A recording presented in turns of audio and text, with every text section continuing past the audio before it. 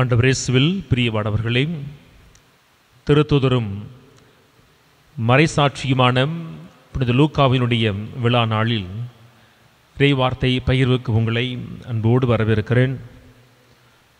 ஏழைகளின் நற்செய்தி எனவும் சமூக நீதியின் நற்செய்தி எனவும் அழைக்கப்படுகிற இந்த நற்செய்திக்கு ஏன் இந்த பெயர்கள் இவ்வண்ணமாய் அமைந்திருக்கிறது என்பதை குறித்து இன்றைய நாளில் நாம் சிந்திக்க இருக்கிறோம். அன்பிற்குரியவர்களே, 2026 தமிழ்நாடு சட்டப்பேரவை தேர்தலை எதிர்கொண்டிருக்கிற நாம் தொடர்ந்து வர இருக்கிற நாட்களில் சில வார்த்தைகளை தொடர்ந்து கேட்க வேண்டிய சூழலுக்கு நாம் தள்ளப்பட்டிருப்போம்.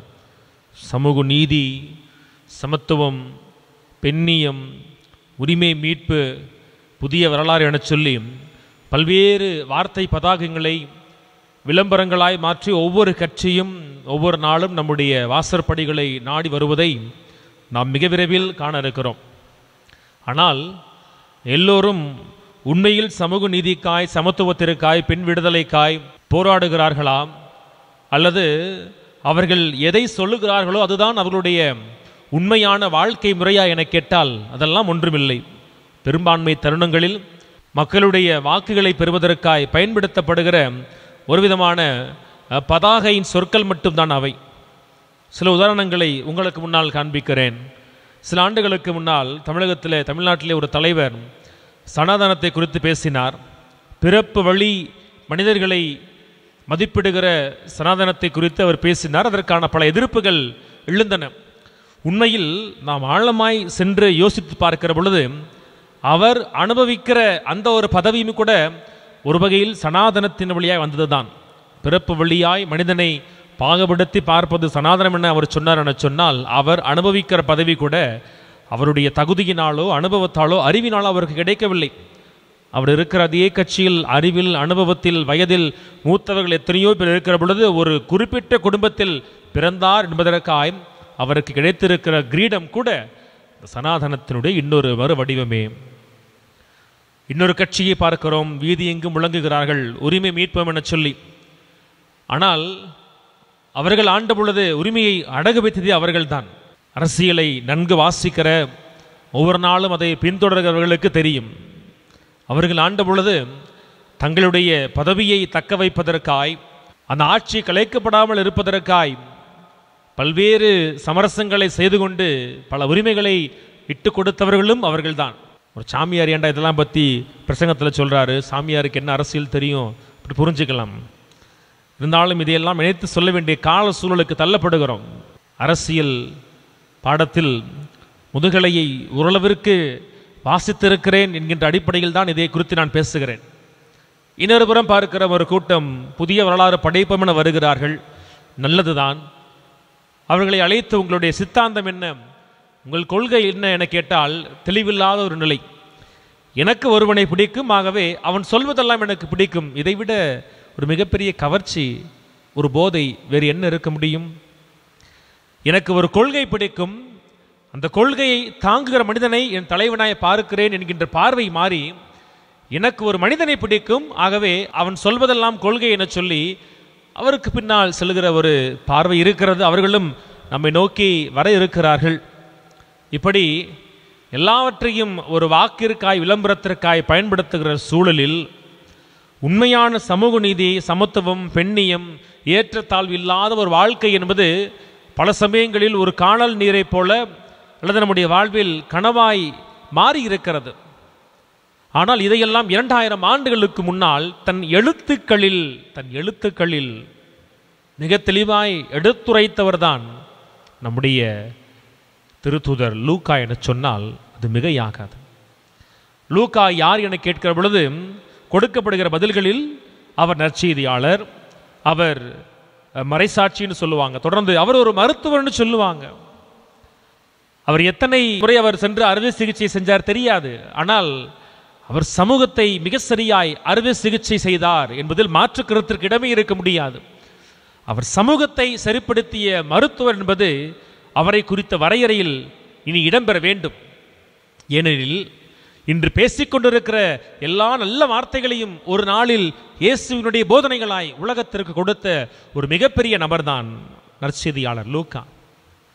அன்பிற்குரியவர்களே, ஒரு சமதளம் இல்லாத ஒரு சமூகத்தில் கடவுள் சமதளத்தை உருவாக்குவார் என அவர் போதித்ததே மிகப்பெரிய சாதனையாய் பார்க்கப்பட வேண்டும். முதல் அதிகாரத்தில் அவர் எடுத்து சொல்லுவார், கடவுள் எப்படிப்பட்டவர்?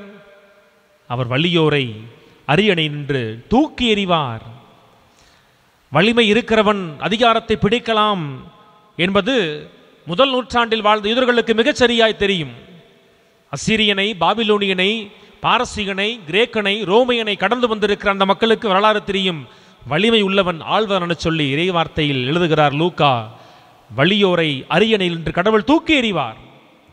செல்வந்தனை ஒன்றுமில்லாமல் அனுப்புவார். பணம் 10 செய்யணும் சொல்றமே, உன் செல்வம் கடவுளுக்கு முன்னால் அது ஒன்றுமில்லாமல் மாறி போகணும்னு சொல்லி தொடர்ந்து எழுதுகிறார். தாழ் நிலையில் இருக்கிறவரை உயர்த்துகிறவராய், பசியில் இருக்கிறவரை நலன்களால் நிரப்புகிறவராய் ஆண்டவர் வருவார் என சொல்லி தன் எழுத்தில் எழுதியதால் தான் அவருடைய நற்செய்தி சமூக நீதியின் நற்செய்தியாய் போற்றப்படுகிறது. இயேசுவை கூட துவக்கத்தில் அப்படிதான் மக்களுக்கு அறிமுகம் செய்வார். ஒரு திரைப்படத்தில் போய் பார்க்குறப்ப ஹீரோ இன்ட்ரோடக்ஷன் அப்படின்னு ஒரு முக்கியமான ஒரு பகுதி இருக்கு. எப்படி அந்த கதையினுடைய நாயகன் அறிமுகப்படுத்தப்படுகிறான்னு சொல்லி திருமுழுக்கு பெற்று வருகிற இயேசுவை அறிமுகப்படுத்துவார் பாருங்கள். தன் சொந்த ஊரில் சென்று நான் எதற்காய் அனுப்பப்பட்டிருக்கிறேன், லூக்காவின் வார்த்தைகளில் மிக தெளிவாக சொல்வார். ஏழைகளுக்கு நற்செய்தியை கொடுக்க, ஒடுக்கப்பட்டோருக்கு விடுதலையை கொடுக்கன்னு சொல்லி இயேசுவை ஏழைகளுக்கானவராய், ஒடுக்கப்பட்டவர்களுக்குரியவர்களாய் லூக்கா தெளிவாய் தொடக்கத்திலேயே அவர் எடுத்துரைத்திருப்பார். பெண்ணியம் பேசுகிற சமகால தலைவர்கள் சமமான இடஒதுக்கீட்டை கொடுப்பதற்கு தயங்குகிற நேரத்தில் ஒரு பெண்ணை முன்னிறுத்தி வாக்குகளை பெற்றுவிட்டு அந்த பெண்ணுடைய கணவர் அதிகாரத்தை அனுபவிக்கிற இந்த காலத்தில் லூக்கா மட்டும்தான் தன்னுடைய நற்செய்தியில் ஒரு ஆணுக்கு இணையாக ஒரு பெண்ணை அவர் கொடுத்து கொண்டே வருவார். திருமுழுக்கு யோவானின் தந்தையை குறித்து வாசிக்கிற பொழுது செக்கரியா வருகிற இடத்தில் தொடர்ந்து எலிசபெத் அங்கே இருப்பார். யோசேப்பு வருகிற இடத்தில் அன்னை மரியாள் அங்கே இருப்பார். எல்லோரும் திருத்தூதர்கள் சீடர்கள் என சொன்ன பொழுது 8ஆம் அதிகாரத்தில் இயேசுவிற்கு பெண் சீடர்கள் இருந்தார்கள் என சொல்லி மிக தைரியமாய் பதிவிட்டவர் நம்முடைய நற்செய்தியாளர் லூக்கா மட்டுமே.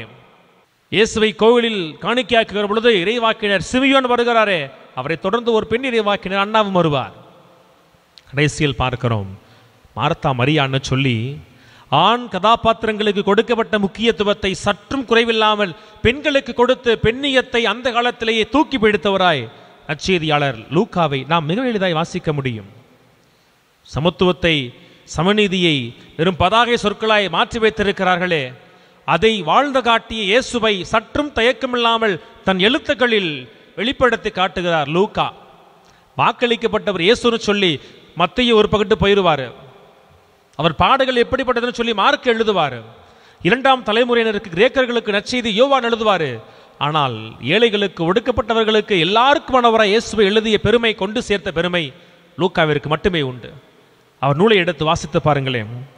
10ஆம் அதிகாரத்தில் சமாரியன் ஒதுக்கப்பட்டவனை நாயகனாய் இயேசு மாற்றியிருப்பார். அதை எந்த நற்செய்தியும் சொல்லாத பொழுது லூக்கா எழுதியிருப்பார். எல்லோரும் கடந்து சென்றார்கள், ஆனால் சமாரியன் மட்டும்தான் கவனித்து சென்றான் என சொல்லி 14ஆம் அதிகாரத்தில் வாசிக்கிறோமே, ஒரு பெரிய விருந்து, கடவுள் கொடுக்கிற விருந்திலே அழைக்கப்பட்டவர்கள் கலந்து கொள்ளவில்லை, புறக்கணிக்கிறார்கள், தட்டி கழிக்கிறார். கடவுள் சொல்லுகிறார், அந்த பெரிய விருந்திற்கு குருடனும் செவிடனும் ஊமையனும் ஏழையனும் நோய்வாய்ப்பட்டவனும் உரியவனாய் மாறுவான்னு சொல்லி கடவுள் கொடுக்கிற விருந்திற்குரியவராய் எல்லோரையும் கொண்டு போய் சேர்க்கிற பெருமை லூக்காவிற்கு உண்டு. 5ஆம் அதிகாரம் 14ஆம் அதிகாரத்தை வாசித்து பாருங்களேன். சின்ன பிள்ளைங்களுக்கு புத்தகங்கள் எழுதியிருப்பாங்க, தீண்டாமை ஒரு மனித தன்மையற்ற செயல்னு சொல்லி. தீண்டாமை இன்றும் கடைபிடிக்கப்படுகிற சூழலில், தீண்டாமை இன்றும் சிலுவை வடிவ ஆலயங்களில், கத்தோலிக்க ஆலயங்களில், உண்மையில் இருக்கிற இடங்களில் தீண்டாமையை அன்றே உடைத்தெறிந்தவர் இயேசு என்பதை லூக்கா எண்பித்து காட்டுகிறார். இயேசுவிற்கு சமதள பார்வையை, அவர் எல்லோரோடும் அமர்ந்தார், பாவிகளோடு அமர்ந்து உண்டார், வரி தண்டுபவரோடு அமர்ந்து உண்டார்னு சொல்லி இயேசுவை எல்லாருக்கும் மனவராய் ஜனரஞ்சகப்படுத்துவதில் லூக்காவினுடைய பங்கை நாம் மிக எளிதாய் தட்டி கழுத்து விட முடியாது. ஆக பெண்ணியத்தை பேசியவர் சமத்துவத்தையும் பேசுகிறார். எல்லோரும் சமம் என்பதை அவர் எடுத்துரைக்கிறார். அடுத்து பாருங்களேன், பொருளாதாரத்தில் நாம் உலகமயமாக்கலை குறித்து பேசியிருக்கிறோம் 91 இருந்து குளோபலைசேஷனை பற்றி. ஆனால் அந்த காலத்திலேயே ஆன்மீக தளத்தில், சமய தளத்தில் ஒரு உலகமயமாக்கலை கொடுத்த பெருமை லூக்காவிற்கு உண்டு. இயேசுவினுடைய தலைமுறை பட்டியல் எது என்ன? மத்தேயு எழுதுவார், ஆபிரகாமிலிருந்து தொடங்குவார், ஆபிரகாமிலிருந்து தொடங்கி வருவார், 42 தலைமுறைகள் வரும். ஆனால் லூக்கா பின்னோக்கி போவார். எதுவரை தெரியுமா? ஆதாம் வரை செல்லுவார். கடவுளுடைய அழைக்கப்பட்ட குடும்பம் என்பது அது தேர்ந்து கொள்ளப்பட்ட ஆபிரகாமின் புள்ளியில் ஆரம்பிப்பது அல்ல, கடவுள் உருவாக்கி ஆதாம் வரை செல்லுதுன்னு சொல்லி ஒரு உலகளாவிய பார்வையை கொடுக்கிற பெருமை லூக்காவிற்கு மட்டுமே உண்டு. அவருடைய எழுத்திலே தொடர்ந்து வாசிக்கிறோமே, சிமியோன் சொல்லுவார் பாருங்க, இந்த உலகளாவிய பார்வை எப்படிப்பட்டது? பின்னால் இயேசு சொல்லுவார், இந்த மந்தையை சேராத ஆடுகளும் உண்டுன்னு சொல்லி பிற இனத்தாருக்கு வெளிப்பாடு அருளுகிற ஒளி இயேசுன்னு சொல்லுவார். இஸ்ரேலருக்கு மட்டுமல்ல, பிற இனத்தாருக்கும், ஆக இஸ்ரேலை கடந்து எல்லாருக்கும் வெளிப்பாடை அருளுகிற ஒளியாய் இயேசுவை சிமியோன் புகழ்ந்தாரே, அதை தன் வார்த்தையில் எடுத்துரைத்து உலகளாவிய தன்மையை கொடுத்த பெருமை நற்செய்தியாளர் லூக்காவிற்கு உண்டு. ஆக பெண்ணியம், சமத்துவம், உலகளாவிய பார்வை. அடுத்து பார்க்கிறோமே, இயேசுவை எல்லோருக்கும் கொண்டு போய் சேர்த்த, எல்லார் வாசற்படிகளுக்கு கொண்டு போய் சேர்த்தவர். குறிப்பாக காயப்பட்டவர்களுக்கு மருத்துவராய், நண்பனாய் இயேசுவை கொண்டு போய் சேர்க்கிற ஒரு பணியை லூக்கா தன் எழுத்திலே செய்தார். சக்கேயுவை பாருங்கள், பணம் இருந்தது, பதவி இருந்தது, ஆனால் அவனை அன்பு செய்ய ஒரு உள்ளமில்லை. அவனை தேடிச் செல்கிறவராய் இயேசுவை காண்பிக்கிறாரே. நோய் இருந்த பொழுது சேர்ந்து வாழ்ந்த கூட்டம் சுகமடைந்தவுடன் கலைந்து சென்றார்கள். ஆனால் நன்றி உள்ளவனாய் ஒரு சமாரியனை காண்பித்து நீ நன்றி உள்ளவனு சொல்லுவார். மத்தேயு 5ஆம் அதிகாரத்தில் மலைப்பொழிவுன்னு சொல்லுவார். சீடர்கள், மக்கள் ஒரு பக்கத்தில் இருக்க, இயேசு மலை மேலே ஏறி வந்தார், போதித்தார். அது யூதர்களுடைய நம்பிக்கை, கடவுள் மலையில் வாழ்கிறார் என்பதை அவர் மக்களுக்கு சொல்லுகிற வழியாக யூதர்களுக்கு எழுதியதால் இயேசு அங்கே உட்கார்ந்துன்னு சொல்லி. ஆனால் அதே வார்த்தைகளை லூக்கா எழுதுகிற பொழுது பாருங்களேன், 6ஆம் அதிகாரத்தில் சமவெளி பொழிவு, மக்களை விட்டு தள்ளி அல்ல, மக்களோடு நின்று இயேசு போதிக்கிறார், மக்களோடு நின்று போதிக்கிறார். பல மனிதர்களை காண்பிப்பார். மத்தேயு இரக்கமுடையவர்கள், நீதிக்காக துன்பப்படுகிறவர்கள், ஏழையர்கள். ஆனால் 3 பேரில் பேர் பெற்றவர்களை லூக்கா சுருக்கி விடுவார், அடக்கி விடுவார். ஏழைகள், பட்டினியோடு இருக்கிறவர்கள், அழுது கொண்டுகிறவர்கள், நீங்கள் பேறு பெற்றவர்கள், ஏனெனில் கடவுள் உங்களை நோக்கி வருவார். உங்களை வதைக்கிறவர்களுக்கு ஐயோ கேடு, அவர்களை தண்டிப்பார். அவ்வளவுதான். கடைசியில் காண்பிப்பார். இவ்வளவு பணிகளுக்கு மத்தியிலும் கூட இயேசு தன் ஜெபத்தை கைவிடாத ஒருவர். பெண்களோடு சமத்துவத்தை ஏற்படுத்துகிற இயேசு, நோயாளிகளோடு, வரி தண்டுபவரோடு, பாவிகளோடு ஒரு உறவை ஏற்படுத்துகிற இயேசு, உலகளாய பார்வையை கொடுக்கிற இயேசு கிறிஸ்து, எல்லாருக்குமாய் உழைக்கிற இயேசு கிறிஸ்து தன் பணியில் தன் தந்தையை மறந்துவிடவில்லை. இத்தனை பணிகளுக்கு மத்தியிலும் அவர் தந்தையோடு கொண்டிருந்த உறவில் கவனமாயிருந்தார், நீடித்திருந்தார் என சொல்லி லூக்கான செய்தி முழுமைக்கும் இயேசு தனித்திருந்து விழித்திருந்து கடவுளோடு ஜெபித்ததை அவர் பதிவிடுகிறாரே. இப்படி இன்று நாம் எதை அடைவோம் என சொல்லி அரசியல் தலைவர்கள் தம்பட்டம் அடைத்துக் கொண்டிருக்கிறார்களோ அதை இயேசு செய்தார் என சொல்லி தயக்கமில்லாமல் தன் எழுத்துக்களில் அதை வடித்தவர் தான் நற்செய்தியாளர் லூக்கா அவர்கள். அவருடைய வார்த்தை வாசிக்கிற பொழுது உண்மையிலேயே காயப்பட்டவனுக்கும் ஒதுக்கப்பட்டவனுக்கும் அங்கே ஒரு ஆறுதல் கிடைக்கும். எனக்குரியவர் இயேசு என்கின்ற ஒரு உள்ளத்தை, ஒரு உணர்வை கொடுப்பார்கள். பல சமயங்களில் பல மனிதர்கள், பல எழுத்துக்கள் நம்மளை தொடாது. நம்ம சொல்லுவோம், என்னமோ தெரில, அவர் ரொம்ப நல்லவர் தான், அது நல்ல ஒரு புக்கு தான், ஆனால் அது எனக்கு பர்சனலாக கனெக்ட் ஆகலைன்னு சொல்லுவோம்.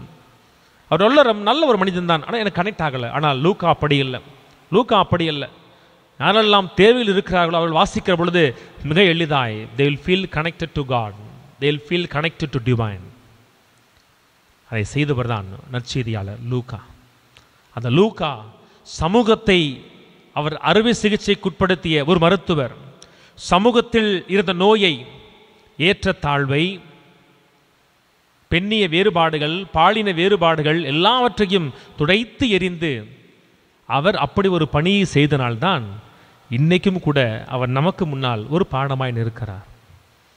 ஒரு திருத்துதராய் மட்டுமல்ல, தான் எதை எழுதினாரோ, எதை போதித்தாரோ அதற்காய் இறுதி வரை நின்ற மறை சாட்சியாய் அந்த லூக்காவை நோக்கி இன்றைய நாளில் நம் கரங்களை குவிப்போம். உம்மை அழைத்தவர் தான் என்னையும் அழைத்து இருக்கிறார். உமக்கு முன்னால் நூல்கள் இல்லை, நீர் கண்டதை எழுதினீர். ஆனால் நான் வழிநடக்க எனக்கு நூல்களை கொடுத்திருக்கிறீர். வாசிக்கிற எனக்கு வாழ்வாக்குவதற்கு தடைகள் இருக்கிறது, தயக்கம் இருக்கிறது. எனக்காய் ஆண்டவரிடத்தில் கொஞ்சம் பரிந்து பேசுங்க. எலியா எலிசா பேசின மாதிரி உமக்குள் இருந்த ஆவி கொஞ்சம் எனக்கு கொடுங்க, நானும் உம்மை போல வாழணும்னு சொல்லி லூக்கா வழியாக கடவுளுடைய பரிந்துரையை நாடுகிற பொழுது லூக்காவை அழைத்து தன் பணியில் நிலைநிறுத்தி அவரை பயன்படுத்தி இன்று வரை வணக்கத்திற்குரியவராய் அவரை மாற்றியிருக்கிற கடவுள் நம்மையும் அப்படிப்பட்ட உயர்ந்த நிலைக்கு உயர்த்துவார். ஆமேன்.